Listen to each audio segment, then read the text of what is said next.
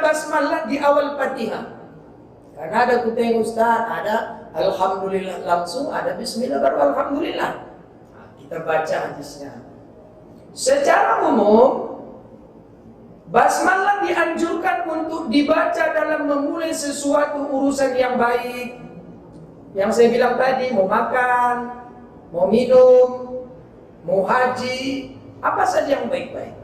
Karena dalam hadis, kullu amrin jibalin la yubda'u fihi bismillah bahwa aqta, setiap pekerjaan yang tidak diawali dimulai dengan bismillahirrahmanirrahim terputus, maksudnya kurang berkah. Dalam riwayat yang lain, abtar itu artinya apa? Mandul. Inna sani'aka huwal. Nabi Muhammad itu pernah dibilang mandul, Pak. Mandul, kenapa? Karena Nabi setiap punya anak laki-laki mati, maka orang Arab bilang abtar. Padahal Nabi itu bukan mandul. Allah yang membuat Nabi tak punya anak laki-laki karena Allah bermaksud menjadikan Nabi sebagai khotaman Nabi, penutup para Nabi. Maka diputus nasabnya dari laki-laki. Jadi kalau dia punya anak laki-laki akan ada Nabi-Nabi berikutnya. Itulah hikmahnya kenapa Nabi gak punya anak laki-laki. Jadi Bapak Ibu jangan dimuliakan Allah. Sama itu masalah nikah. Karena orang Nabi banyak kali bininya. Nabi itu bukan suka kawin. Ketika seorang sahabat bertanya, ya Ummul Mukminin, bertanya kepada Isa, gimana Nabi sholat? Nabi itu kadang-kadang sholat malam, kadang-kadang tidak. Kadang-kadang sholat semalaman. Kalau begitu aku harus lebih hebat daripada Nabi. Gimana caranya? Aku akan sholat sepanjang malam. Diam aja Aisyah, iyalah. Dia mau ngalah-ngalahin Nabi, bikinlah kan gitu. Ditanya lagi, bagaimana Nabi puasa?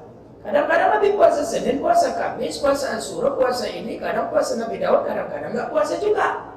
Kalau begitu kata sahabatnya, aku akan puasa sepanjang tahun. Mau ngalahin Nabi dia.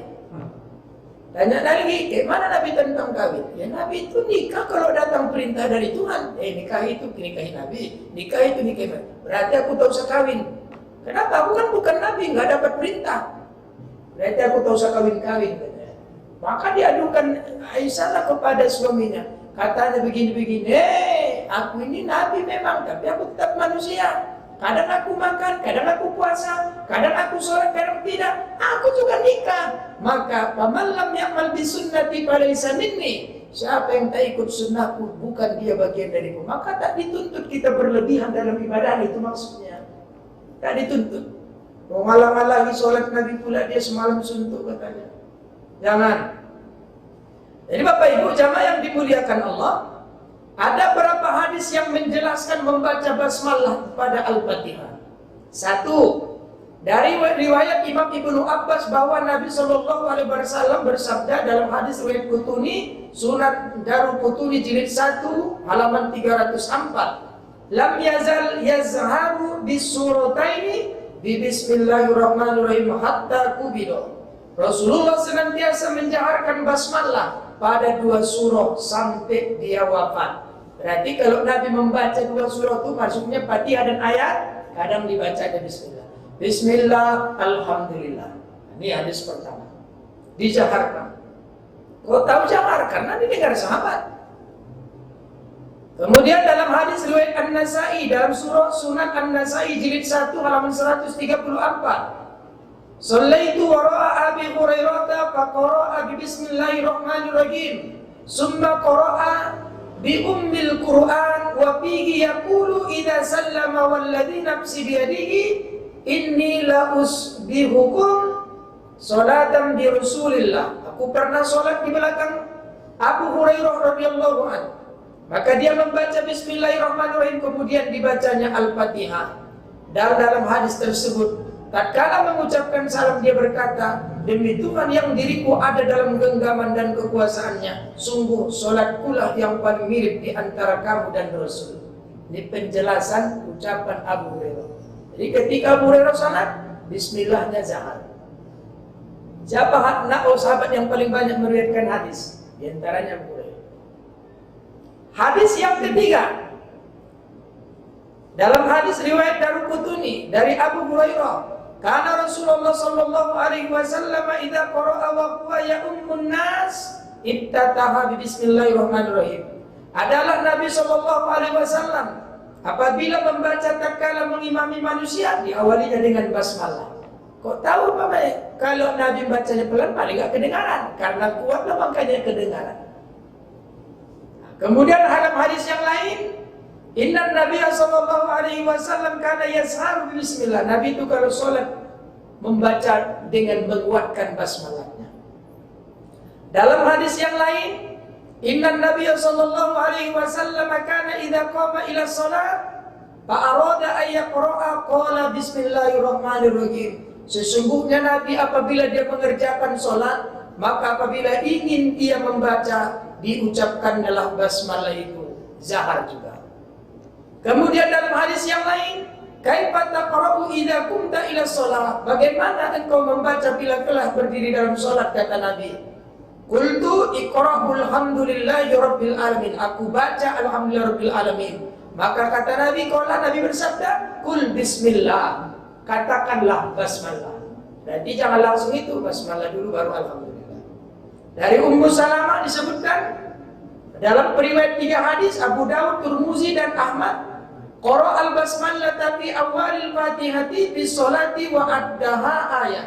Dia telah membaca basmalah pada awal surah dalam salat dan dia menganggap bahwa basmalah itu satu bagian dari Al-Fatihah. Dalam hadis riwayat Abu Dawud dan Tirmizi, kana lin Nabi sallallahu alaihi wasallam sabtatani, sabtatun idza qara'a bismillahirrahmanirrahim wa sabtatun idza faragha minal qira'ati. Fa ankara dzalika Imran bin Husaini fakatabu ila Ubay bin Ka'b fakataba an sadaqa Samurah. Adalah Nabi sallallahu alaihi wasallam 2 kali berganti sejenak. Sakta, yaitu apabila dia membaca bismillahirrahmanirrahim, dan satu lagi apabila selesai membaca. Jadi Bapak Ibu jamaah ini juga tetap menjelaskan zahar. Kemudian hadis selanjutnya riwayat Umar bin Khattab, anna Nabi sallallahu alaihi wasallam kana yazharu. Nabi kalau salat menjaharkan basmalahnya. Satu hadis lagi. Shallaitu khalfa Rasulillah sallallahu alaihi wasallam wa Abi Bakr wa Umar radhiyallahu anhu fakanu yasharuna bi bismillahirrahmanirrahim. Aku pernah sholat di belakang Rasulullah, di belakang Abu Bakar, di belakang Umar bin Khattab. Mereka menjaharkan basmalahnya. Jadi ada 9 hadis yang menjelaskan bahwa sholat membaca bismillah dengan zahar. Nah, ini untuk termin pertama, bismillah, alhamdulillah. Nah, sementara pendapat yang lain, ada 4 hadis yang menjelaskan Nabi pernah sholat tidak menguatkan, berarti mensirkan. Tapi ingat, bukan tak baca ya, bukan tak baca, cuma tak kedengaran.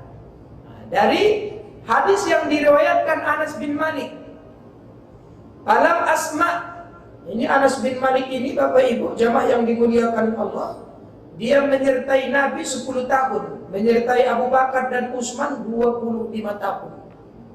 Jadi ikut sama Nabi 10 tahun, khodim, pembantu Nabi. Kemana Nabi situ Padi Anas. Nah, dia bilang, "Falam asma ahadan minhum yaqra'u bismillahirrahmanirrahim." Aku tak pernah mendengar salah seorang dari mereka membaca bismillah. Berarti bismillahnya tak kedengaran. Alhamdulillah tanpa bismillah kedengaran. Sir. Fakanu la yasharuna bi bismillahirrahmanirrahim. Adalah mereka tidak membaca basmalah. Wa kanu yastabtihuna bilhamdulillah, dan aku adalah mereka memulai dengan alhamdulillah, bukan dengan basmalah. Falam yusmi'na qira'ata bismillahirrahmanirrahim. Beliau tidak memperdengarkan kepada kami bacaan bismillahirrahmanirrahim. Jadi Bapak Ibu, dua-duanya boleh diikut. Jadi kalau umpamanya dia sholatnya alhamdulillah nggak kedengaran baca Fatihahnya, kita nggak boleh berjamaah dengan dia, satu syarat. Kalau dia masih membaca basmalah walaupun sir ikut, kecuali fatwanya, aku sama sekali tidak membaca bismillah dan itu bukan bagian dari ayat. Menurut ulama Syafi'i tidak sah berjamaah dengannya kalau diingkarinya. Tapi kalau dia masih membaca hanya perkara kuat dan pelan, Soal pergi kita sholat ke Masjid Muhammadiyah, kan tak kedengaran kan? Tapi bukan nggak baca kan? Baca tapi nggak kuatan. Pergi bapak nanti umrah. Abdurrahman Sudes malah sangkan patennya Masjidil Haram tuh dibacanya Bismillah ke bulan kedengaran. Kedengaran. Alhamdulillahirabbil alamin. Kedengaran. Berarti bukan tak baca. Perkara kuat dan perkara yang mana kita ikut Ustaz? Yang 11 hadis, 9 hadis yang kusebutkan tadi, ulama berbeda pendapat menilai statusnya. Ada yang bilang doib, ada yang bilang hasan. Anggaplah misalnya 9 hadis itu doib. Misal, turutnya kan banyak jalannya. Maka setiap hadis yang diriwayatkan dengan banyak jalan, dia naik status. Maka minimal hasan li ghairi, kalau bertambah lagi jadi hasan. Maka hadis yang statusnya hasan boleh dijadikan dalil dan argumen hukum. Nabi membaca tidak membaca bismillah secara kuat, diyakini kesohihannya. Dia bukan hasan, bukan juga hasan li ghairi. Jadi Bapak Ibu, dua-duanya boleh diamalkan. Sama itu seperti ini. Ustaz, ya. Kalau datang Ramadan, ku tengok orang witir itu, orang witir Ustaz. Ada yang 3 rakaat 1 salamnya. Ada yang 3 rakaat 2 salamnya. Mana yang betul Pak Ustaz? Pertama dua-duanya betul. Kalau dalam kitab Hasyiah Al-Bajuri dikatakan apa istilahnya itu? Waliman zada ala raqatin al-faslu wal waslu. Tak mengapa witir itu dipasol dan diwasol. Apa itu pasol? Pasol itu memisah rakaat genap dengan rakaat ganjil. Kalau 3 mana yang genap? 2, yang ganjil 1. Maka inilah dalilnya 3 rakaat 2 salamnya. Hadisnya hasan. Ada namanya pasol. Wasol namanya menyambung. Menyambung rakaat genap dengan ganjil. Mana genap? 3, 2. Mana ganjil 1. Itu dalilnya 3 rakaat 1 salam. Hadisnya sahih. Jadi satu hasan istilah emas. Kalau dia sahih logam murni. Kalau hasan 24 karat. Emas enggak namanya? Emas. Jadi dua-duanya boleh. Jadi kenapa Imam Syafi'i mengambil wasol pasol? Maka dikatakan al-faslu afdalu minal wasli. Mempasol atau memisah lebih afdol daripada menggabung dari segi fadilah. Dari segi fadilah. Kenapa banyak? Kalau 3 rakaatnya bertambah bacaan, bertambah selawat, bertambah syahadat, bertambah bacaan. Nanti sama juga akan kita jelaskan pada bab Al-Fatihah. Ustaz, mana lebih afdal membaca Maliki Yaumiddin itu? Mana panjang atau mana pendek? Ar-Rahmanir Rahim, Maliki Yaumiddin. Ada Ar-Rahmanir Rahim, Maliki Yaumiddin. Seperti Malikin Nas. Dari segi makna memendekkan lebih bagus. Pemilik. Kalau Malik, raja banyak. Raja Brahma Kumbara, Raja Arya Kamandanu, Raja ini di Indonesia contohnya. Tapi pemilik raja itu kan cuma satu. Jadi Malik pemilik, Malik raja. Maka menurut Imam Ibnu Katsir dalam tafsirnya, dari segi makna aku lebih suka memendekkan Maliki Yaumiddin daripada Maliki Yaumiddin. Tapi tak kupungkiri dari segi pahala aku lebih suka memanjangkan mimnya. Kenapa? Kata Nabi, tidaklah alif lam mim itu alif 1 lam 1 mim 1. Alif 10 lam 10 mim 10. Jadi kalau mimnya dibaca panjang, mimnya dibaca panjang. 1 mimnya panjang sedikit.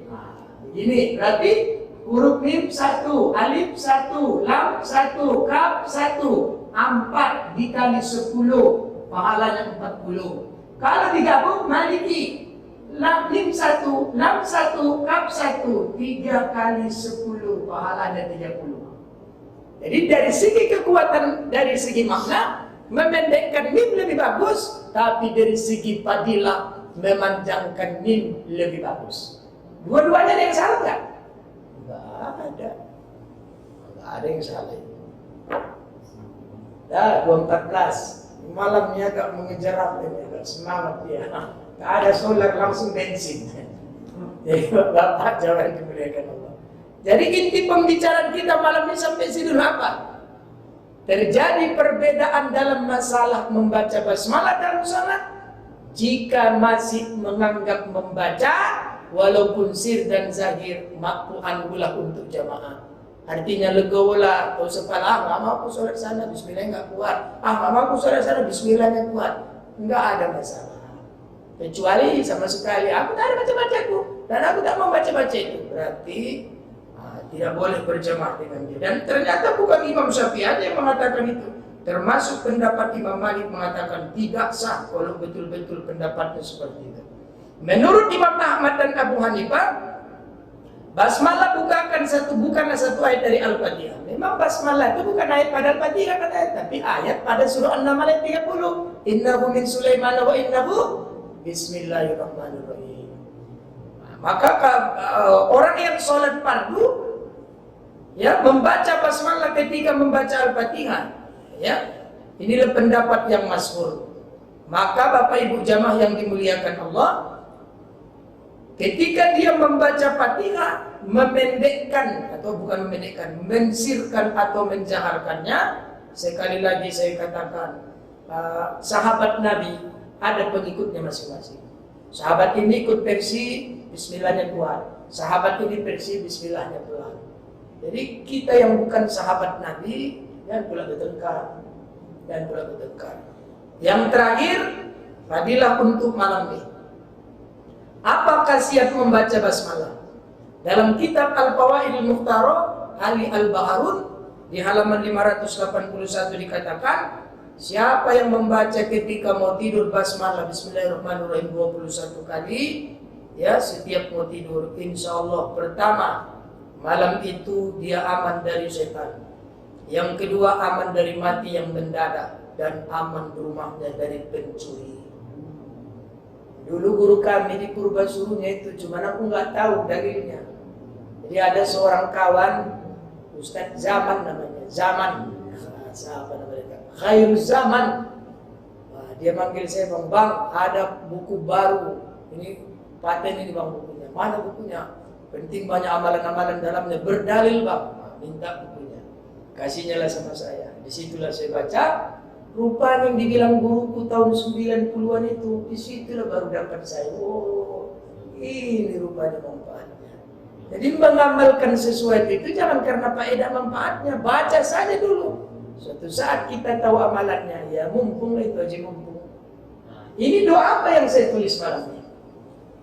Doa apa ini? Allahumma annaka ta'lamu sarirati wa alaniyati. Ya Allah, sesungguhnya engkau mengetahui apa yang ada di hatiku dan engkau tahu siapa diriku. Taqbal ma'zirati. Terimalah keuzuranku, kesilapanku, kesalahanku, kelalaianku. Wa ta'lamu hajati. Dan terimalah hajatku. Fa'atini su'ali, kabulkanlah permohonanku. Wa ta'lamu ma fi nafsi, engkau tahu apa yang ada pada diriku. Faghfir li dzambi, maka tolonglah ampunkan dosaku. Allahumma inni as'aluka, aku minta padamu, imanan la yubasiru qalbi, imanan yang menyertai hatiku. Hatta alamu annahu, sehingga aku betul-betul mengetahui, la yusibuni, tak ada satu musibah, ada satu kejadian pun malapetaka, illa maka tabtali, sesungguhnya engkau telah menuliskan, mengkodokkan, mentakdirkannya untukku. Waraddini bima qasamtali, dan buatlah aku ridho setiap pemberianmu kepadaku. Doa apa ini? Inilah doa yang dibaca Nabi Adam ketika dia melakukan kejahatan. Kan diusir ke dunia, satu ke barat, satu ke timur. Maka dalam 100 tahun, ada pendapat 200 tahun lagi, dipersatukanlah mereka. Maka diberikan Allah taufik. Apa arti taufik itu? Pertolongan. Jadi ketika malaikat instruksi, Allah bilang begini dalam Quran, wa iz qala rabbuka lil malaikati inni ja'ilun fil ardi khalifah, mau ku bikin khalifah di dunia. Dalam tafsir Jalalain, khalifah itu takhlid nifitan bizi akami fiha wa huwa Adam. Kira-kira Adam lah itu. Kata malaikat, qalu ataj'alu fiha ma yufsidu, kenapa kau jadikan manusia jadi pemimpin? Kenapa? Yufsidu fiha wa yasfiku dima, mereka akan melakukan kerusakan dan pertumpahan darah. Kata Allah, dan banyak cinta kau, ini a'lamu ma la ta'lamu, dari tawaku daripada kau. Karena malunya instruksi di hadapan Allah, ketakutan, maka mereka tawaf. Maka Allah bikinkan, ya, berikan tawaf. Kenapa mereka? Untuk istighfar, mohon ampunnya mereka melakukan tawaf. Jadi ketika itu Allah perintahkan kepada malaikat turun ke bumi, bangun tempat untuk manusia. Jadi kalau ada manusia melakukan kesalahan, sama dengan silapnya malaikat, bukan salah malaikat, ketakutan. Bisa sama. Jadi siapa yang melakukan taat, Allah akan ampunkan dosanya. Nah, ketika Nabi Adam diusir ke dunia, maka Allah berikan taufik. Pertolongan untuk melihat bekas tawaf yang dibangun oleh malaikat itu. Maka bertawaflah menara Adam di sekeliling Ka'bah itu. Bekas ya, belum ada bangunannya. Bertawaf, inilah yang dibacanya. Jadi doa permohonan ampun Nabi Adam ketika itu adalah ini. Apa hikmahnya? Jangan tanya-tanya dulu, amalkan saja. Aku kasih tahu gara-gara itu beramal.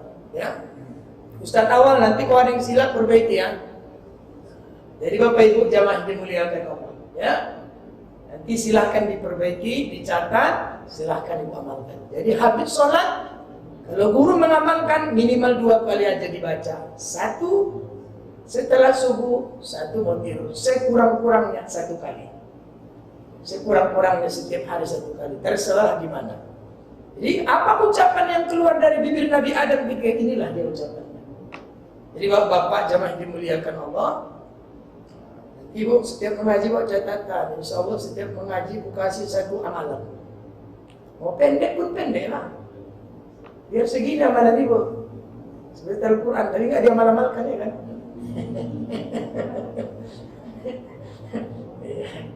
Jarang-jarang aku mau ngasih amalan, makanya ini udah 2. Ini pendek kali ini. Jadi setiap mau mandi, yakin ibu mandi itu tak jelas pakaian. Mau masuk, Bismillahirrahmanirrahim. Mau tua oke, mau putra terserah. Billahi taufiq wal hidayah. Assalamualaikum warahmatullahi wabarakatuh.